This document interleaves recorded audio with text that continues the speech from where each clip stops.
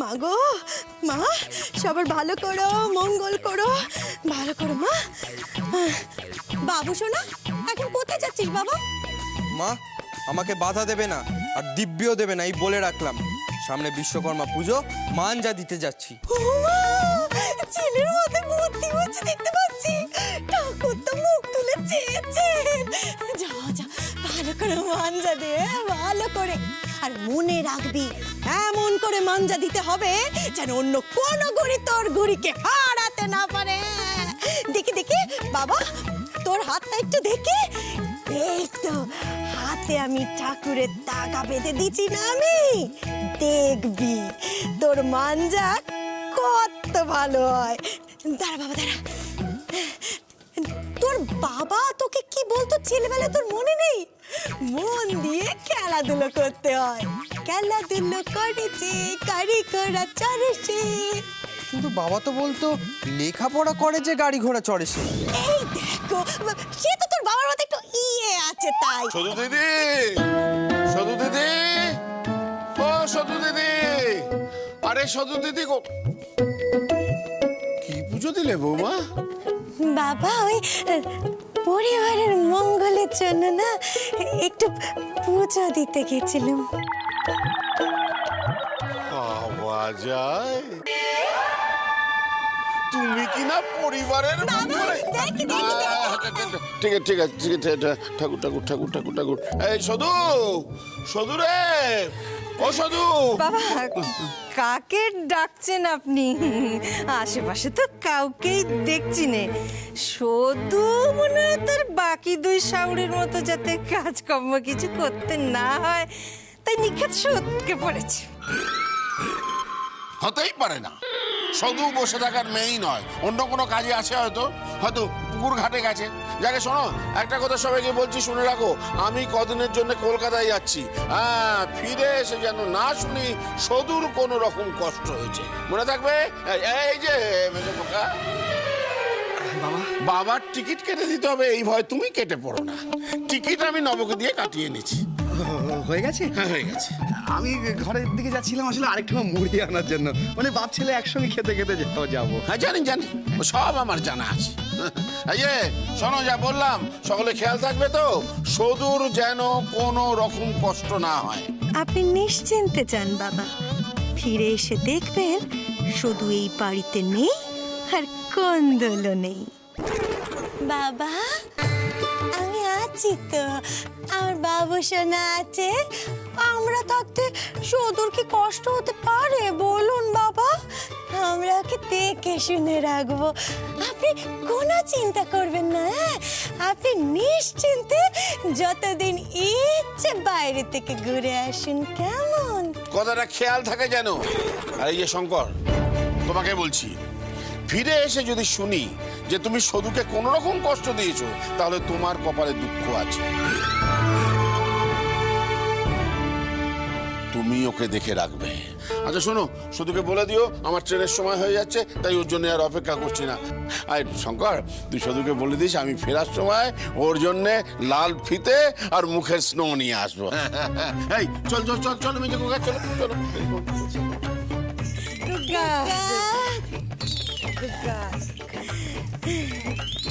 ছোট বাতে, এটা নয় শঙ্করের বাপের মাথায় চেয়ে আসি, কেমন? মরণ দশা।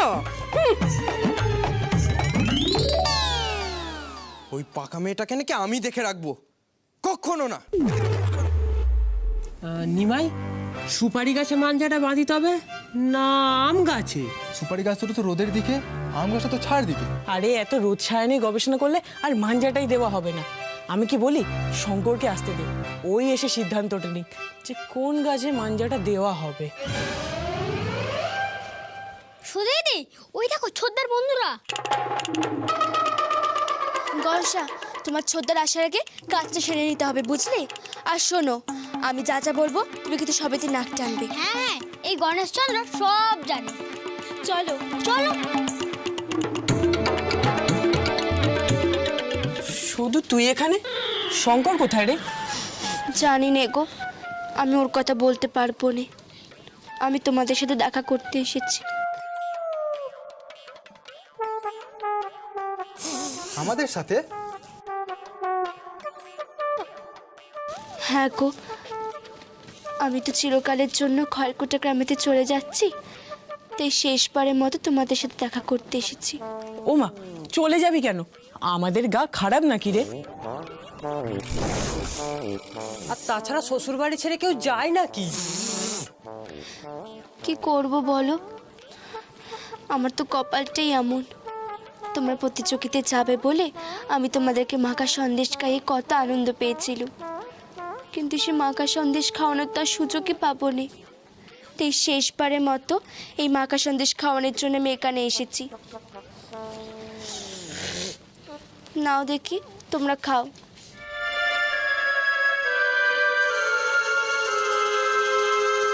কি হলো, নাও।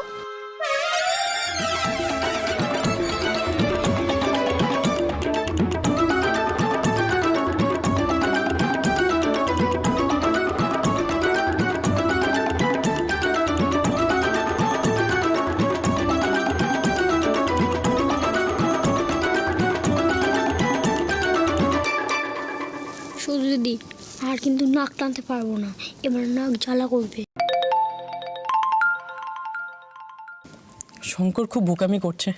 সুদূর মতো এত ভালো মেয়ে ও পাবে জীবনে? সুদূর সাথে অকারণেই ঝগড়া করে শঙ্কর, সেই জন্যই মনে হয় ও ফিরে যাচ্ছে। শুধু থাকলে মাঝে সাঝে আমাদের এটা ওটা বানিয়ে খাওয়াতো। দেখ কি সুন্দর সন্দেশ করে এনেছে। খুব বড় মনের মেয়ে রে ও। এই শুধু তুই চলে যাবি কেন রে? সে কি আর তোমাদের বলে লাভ আছে?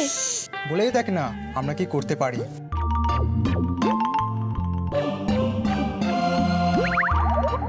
তোমরা আর কি করবে বলো? তোমরা তো পড়াশোনায় গ্রামকে জেতাতেই পারলে না, তাই সবাই অপমানিত বোধ করেছে। সেই জন্যই আমাকে কথা দিতে হয়েছে, তোমাদের বন্ধুকে যদি আমি স্কুলে পাঠাতে না পারি তাহলে আমাকেও গ্রাম ছেড়ে চলে যেতে হবে। সে কি রে কনসা, তুই তো এসে খবর দিবি আমাদের একটা। সর্দার তোমাদের সর্দার, তোমরা কি আমার কথা শুনবে? গ্রামের বউ এভাবে গ্রাম ছেড়ে চলে যাবে? সর্দার কি বলছে? শঙ্করকে বলেছিস যে সে স্কুলে না গেলে তোকে চলে যেতে হবে? তোমরা তো জানোই ও আমার কোনো কথাই শোনেনি। ওকে বলে ও কোনোদিন স্কুলে যাবে না। শঙ্কর বলেছে বেশি পড়াশোনা করলে মাথায় ব্যায়ামও হয়। তুই কথা দিয়ে না খুব ভুল কাজ করেছিস রে। তার মানে আমার মাথাও ব্যায়াম হবে? কখনো না গনসা, কিচ্ছু হবে না। এই যে তোমরা যা শুনেছো ভুল শুনেছো। আচ্ছা, তোমরা তো দেখেছো মাস্টারমশাইয়ের কি ব্যায়াম হয়েছে? না। হরিদাদুর কি ব্যায়াম হয়েছে? না। আর খেজুরটির লক্ষণ, ওর কি ব্যায়াম হয়েছে? না। আমার আর কি বলো, আমি তো এই গ্রাম ছেড়ে চলেই যাব। তোমাদের গ্রাম, তোমাদের সম্মান, তবুও যদি থাকতে পারতুম তবে ফি সপ্তাহে তোমাদেরকে আমি নানা রকম খাবার বানিয়ে খাওয়াতে পারতুম।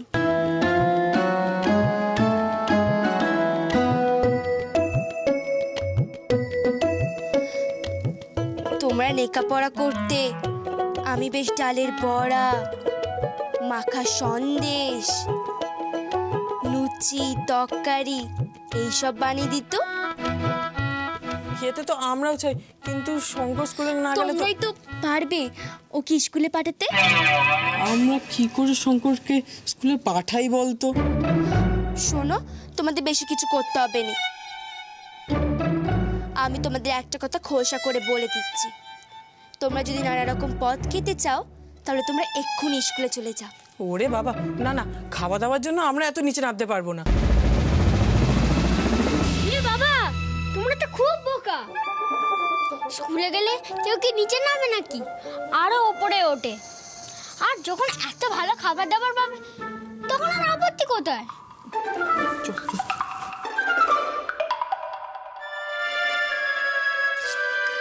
আরে শুধু কি ঠিক বলছে? কি জানি। দেখ, সুদূর মাথায় কিন্তু খুব বুদ্ধি, ওর রান্নার হাতটাও কিন্তু খুব ভালো। এমন মেয়ে যদি আমাদের সর্দারকে ছেড়ে চলে যায় তাহলে সর্দারের খুব ক্ষতিও হবে, আর আমাদের ভালো মন্দ খাওয়া দাওয়া হবে না। স্কুলে না হয় চলেই যাব, কিন্তু খেলাধুলাটাই মন দিয়ে করবো। আমরা সবাই স্কুলে যাব, কিন্তু শঙ্করের দায়িত্ব নিতে পারবো না। ব্যাস, তাতেই হবে।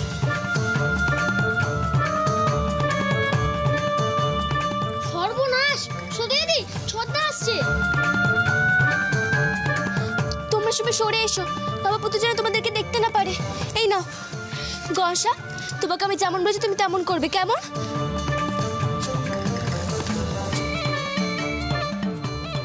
বদ্দাকে আমি হাটে পাঠিয়েছিলাম আর বদ্দা আমাকে বেকুব বানিয়ে হাবুদের ডাল পুকুরে পাঠিয়েছে। সদবোধ, এবার যদি আমার কান মুলতে আসো তো দেখিয়ে দেবো। এখন আমার বিয়ে হয়ে গেছে, একটা সম্মান আছে। ওই পাকা মেয়েটার সামনে সকলে আমায় এত অপমান করবে কেন? এই তুই এখানে কেন? আর কেন, তোমার বন্ধুরা না কেন? ওরা আবার কি করলো? ওরা আমাকে দাঁড় করে দিয়ে গেছে, বলেছে তুমি এলে তোমাকে নতুন আড্ডায় নিয়ে যেতে।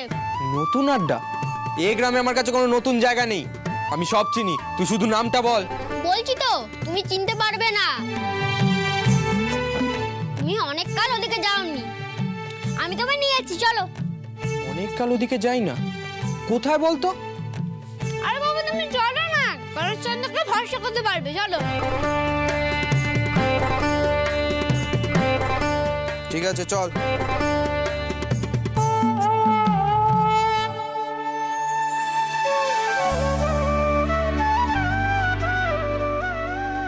এবার নবাবপুত্র টের পাবে, স্কুলে গেলে নিচে নেমে যায়, তাই তো?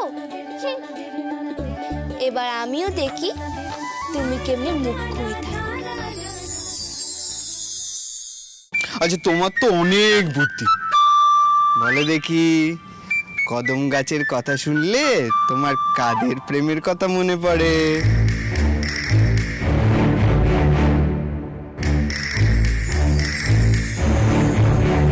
রাধা কৃষ্ণ। কদম গাছের নাম শুনলে রাধা কৃষ্ণর কথা মনে পড়ে। বাবা, আমি আবার বাঁশিও বাজাতে পারি। বলি তুমি কি বদ্দাদা। ও শুধু বলি তোমরা এখানে? জানো বদ্দাদা, আমার পাচনে কাজ হয়েছে। কাজ হয়েছে শুধু? হ্যাঁ, চল গিয়ে তবে দেখে আসি শেষ পর্যন্ত ব্যাপারটা কি হলো।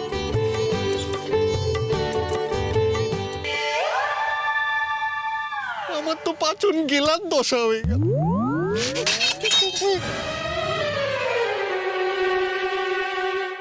এসো এসো এসো, ছোদ্দা এসো।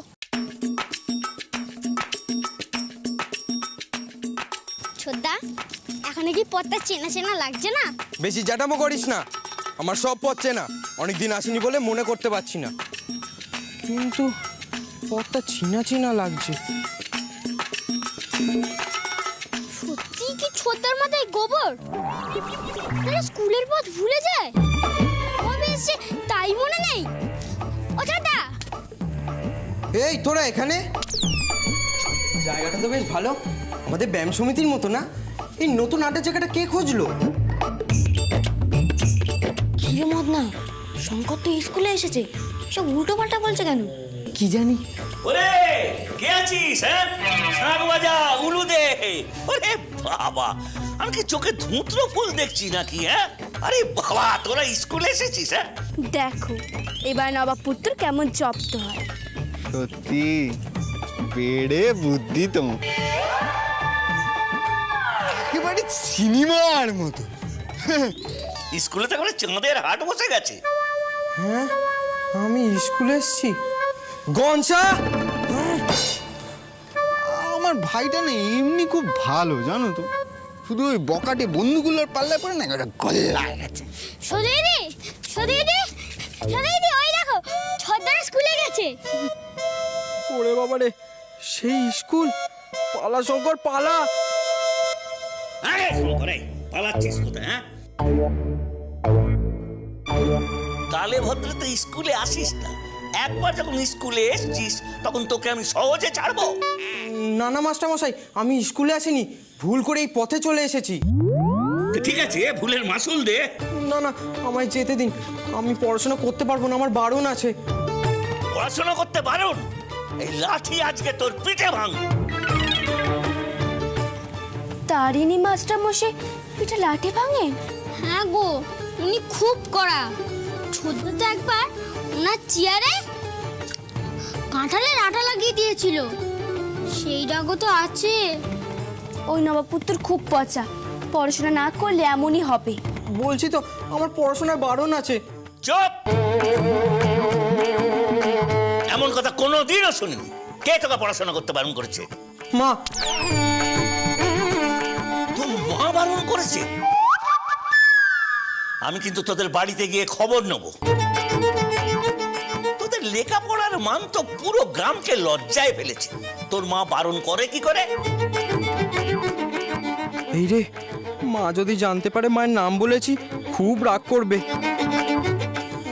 মা মা মা কালী বারণ করেছে। আপনি তার সাথে কথা বলবেন কি করে? তুই মা কালীর সঙ্গে কথা বললি কি করে? ওই কাল রাতে আমি একটা স্বপ্ন দেখেছি। আমার স্কুলে একটা বড় ক্ষতি হবে। আমার না বই খাতাতে ফাঁড়া আছে। মাস্টারমশাই আমায় যেতে দিন। মা কালী বললেন, শঙ্কর এই পথে তুই হেঁটে যা, যেখানে পৌঁছাবি সেখানে আর কখনো যাবি না, সেইখানে তোর জম আছে। হ্যাঁ রে হতভাগা, আমি তোর জম। মানুষ রাত্রেবেলা ঘুমের মধ্যে স্বপ্ন দেখে হেঁটে ঘুরে বেড়ায়, আর তুই বেলা 10টার সময় স্বপ্ন দেখতে দেখতে হেঁটে স্কুলে চলে এলি, তা আবার মা কালীর স্বপ্ন। মিথ্যে কথা বলা! চুপ করে বস, নইলে পিঠে ছাল তুলবো।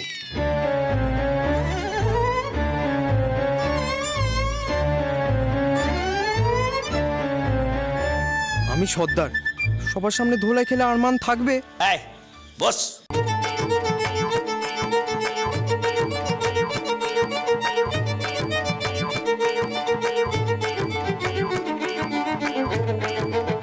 তোদের নামের খাতা তো উই পোকা খেয়ে নিয়েছে রে, নতুন করে লিখে দিচ্ছি। মাস্টারমশাই আপনি যখন এত করে বলছেন, আমি খাতার কলমটা বাড়ি থেকে নিয়ে আসি। আবারে বস চুপ করে। গাধা পিটিয়ে ঘোড়া করতে গিয়ে আমার চুলগুলো সব সাদা হয়ে গেছে। একবার তুমি বাড়ি গেলে আর ফিরবে? কাকে গল্প শোনাচ্ছিস? এই কার কাছে একটা বেশি খাতা কলম আছে শঙ্করকে দে।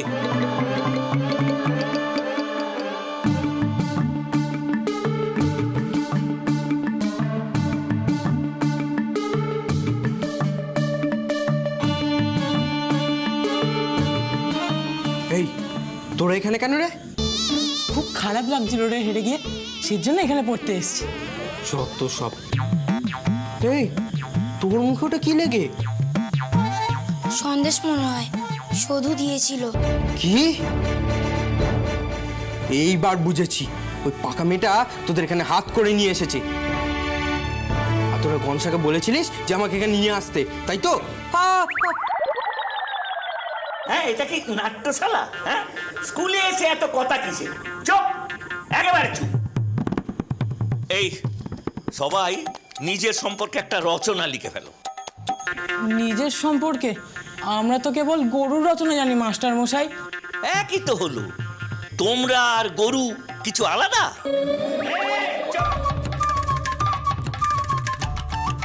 চুপ করে সবাই গুছিয়ে লেখো।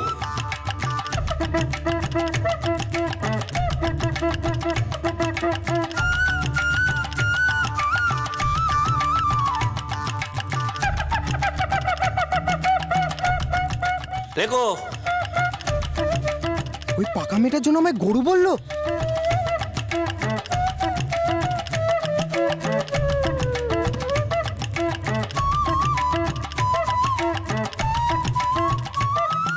যাক বাবা, নবাবপুত্র হাতে কলম ধরলো।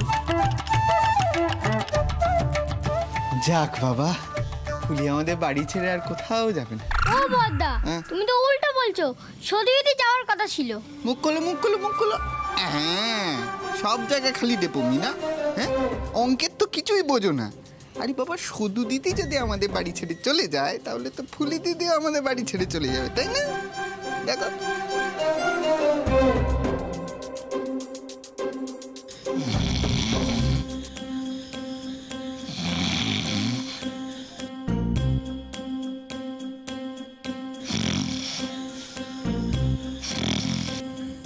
তোদের ব্যবস্থা আমি করব, সাথে ওই পাকা মেয়েটারও। আমাকে স্কুলে পাঠানো না? মাস্টার মশাই, শঙ্কর আবার কথা বলছে।